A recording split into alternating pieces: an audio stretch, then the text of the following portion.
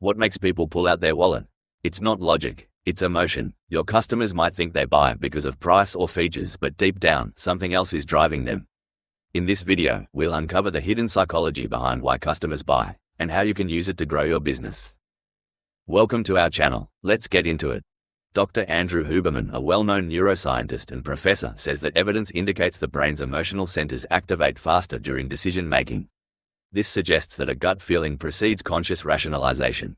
The brain steps in later to justify it logically. Think about it, no one buys a drill just for the drill. They buy it for the feeling of accomplishment, hanging that shelf, finishing that project, or solving that problem. Your product is the tool, but the emotion is the bigger trigger. So what really makes people buy? Here are the 3 core motivators behind every purchase, and how you can use them in your business. Starting with trust. When was the last time you bought something from someone you didn't trust? Probably never. Trust is built through consistency and honesty. A local plumber who shows up on time, explains clearly, and has real reviews, instantly builds credibility.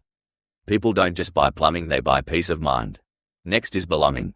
Humans are wired to connect. A coffee shop that remembers your name or a gym that celebrates your progress makes you feel part of something. That sense of belonging keeps customers loyal, even when competitors are cheaper. And lastly, value perception. Customers don't always want the lowest price, they want to feel they're getting more than they paid for. Apple doesn't just sell phones, it sells design, status, and simplicity. When customers see and feel the outcome your product delivers, price stops being the deciding factor. Next time you create a post, design your website, or make an offer, ask yourself these 3 questions. 1. Does it build trust?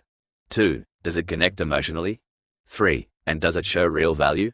If you can say yes, you will sell more without being pushy. Check out the links below in the description for other great videos discussing psychology in small business.